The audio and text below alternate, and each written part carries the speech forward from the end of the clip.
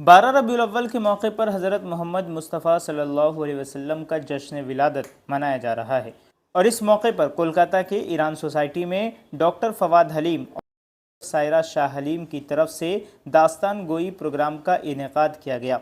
इस दौरान मोहम्मद मुस्तफ़ा सल्लल्लाहु अलैहि वसल्लम की ज़िंदगी के बारे में तफसील से बताया गया।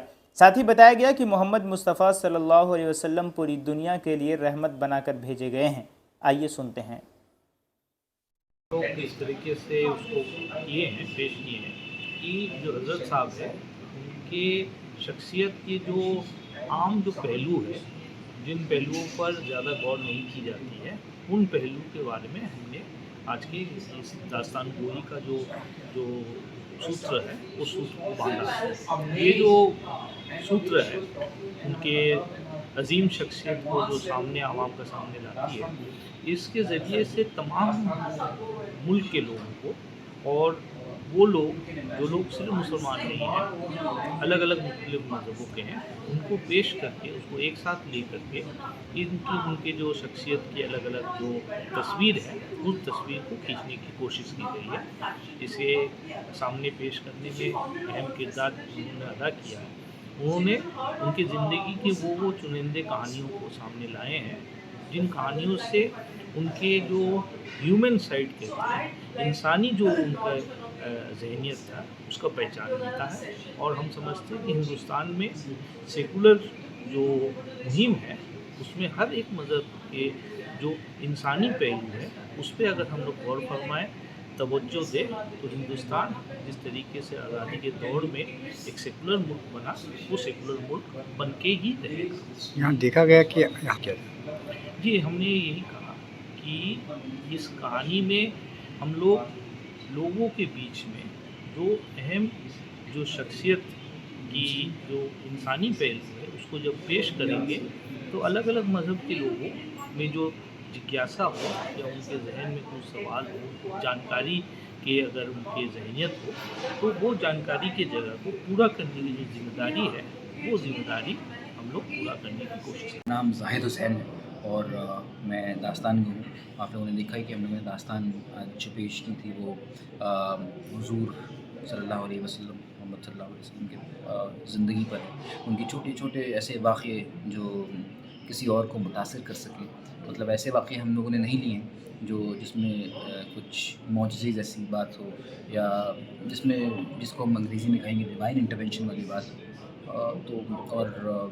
मैंने शो के बाद जो हमारी ऑडियंस थी उनसे भी मैंने पूछा कि कोई ऐसी चीज़ जिससे हम और इम्प्रूव कर पाएँ या ऐसे वाक़ये जो हमसे मिस आउट हो गए हैं, हमसे छूट गए हैं, वो अगर हमें बताना चाहें। या क्योंकि मतलब ये जो सफ़र है हमारा, क्योंकि इससे पहले हमने कई दास्तानें की हैं, लेकिन आज तक मतलब कि ऐसी शख्सियत को हमने नहीं छुआ। कहानियाँ की हैं, राइटर्स ने लिखी हैं कहानियाँ, दिलचस्प कहानियाँ लिखी हैं, किसी की ज़िंदगी के बारे में ऐसे कि ये चीज़ पहली बार कर रहे हैं हम लोग। और क्योंकि जैसे मुदर भाई ने कहानी की शुरुआत में ही, आज की दास्तान की शुरुआत में ही कह दिया था कि कभी गुरु नानक पे भी कर सकते हैं हम लोग, कभी राम पे, तो बहुत मतलब कि हर मज़हब को इज़्ज़त देते हुए उनके सबसे बड़े पहुँचे हुए शख्स के बारे में हम वो सारी चीज़ें, वो बातें फैला पाएँ या बता पाएँ लोगों को। जी, पहली बार का डर तो था ये कि क्योंकि हम नहीं चाहते थे कि हमसे कोई भूल चूक हो, तो हमने छोटा ही रखा है इसको, थोड़ा और तवील होना था इस दास्तान को, हमने छोटा ही रखने की कोशिश की है। क्योंकि जहाँ तक हमारी रिसर्च, हमारी नॉलेज जहाँ तक जाती है, हमने वहीं तक कोशिश की।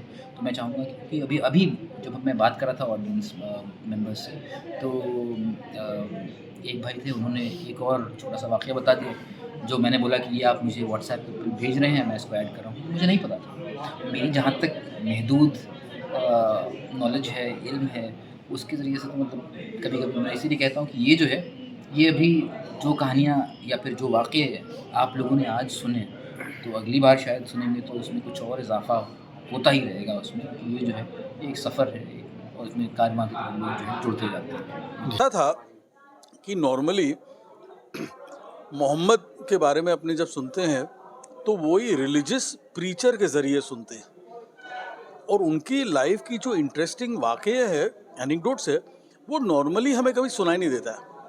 तो ये बहुत ज़रूरी था कि उनकी लाइफ, उनकी जो इंटरेस्टिंग एनेक्डोट्स है वो लोगों तक पहुँचे। और हमारे यहाँ ये जो कार्यक्रम था, ये प्रोग्राम था, वो उसी को मद्देनज़र रख के किया गया है कि उनको कैसे इंसान थे, नॉट कि कैसे रिलीजियस प्रीचर थे, रसूल थे। इसीलिए मैंने उनको कहा था कि तुम रसूल वर्ड इस्तेमाल मत करना, उनको हुजूर बोलना।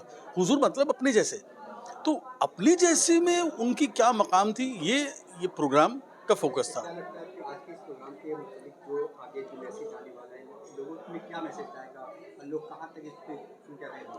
आई थिंक एक जो बहुत ही अहम बात है कि उनको उनकी स्टोरीज से समझा जाए, ना कि दूसरों की स्टोरीज से समझा जाए। तो उनकी स्टोरीज से अगर आप समझेंगे तो उसमें काइंडनेस मिलेगा, जेनरोसिटी मिलेगा, उनको आपको कितने दयावान थे ये समझ में आएगा। और वो एट्रीब्यूट्स अगर उसको अपने आर्टिकुलेट करे, उसको हाईलाइट करे, तो उनको समझने का जरिया और उनको समझने का जो गेटवे है वो है। आज के नौजवान जिस तरह से बुराई की तरफ या कैफे या कुछ बार वगैरह जाते हैं, इस्लामिक चीज़ों से बहुत दूर हो चुके हैं, इसको आप किस तरह से करेंगे और क्या मैसेज? सर ऐसा है कि हमारा तो कुछ फोकस है नहीं कि उनको इस्लाम की तरफ लाए, हमको तो वो इंसानियत की तरफ आ जाए वही बहुत है।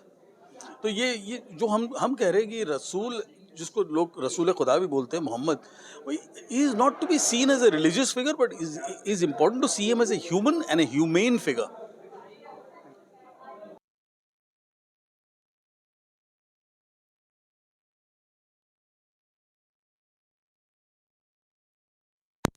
ये अगर सवाल को अगर आदमी जवाब दे सके, I think that would be relevant. नहीं तो क्या होगा कि प्रॉफिट का बर्थडे आता तो वही 5 आदमी ने केक काट ली और 2 बिल्डिंग्स में लाइट लग गई, रसूल की बनी, उसकी उनकी सालगिरह हो गई। आई थिंक कि किसी की भी सालगिरह हो, लास्ट पर्सन स्टैंडिंग उनको कैसे बेनिफिट हुआ, this is the question to be answered.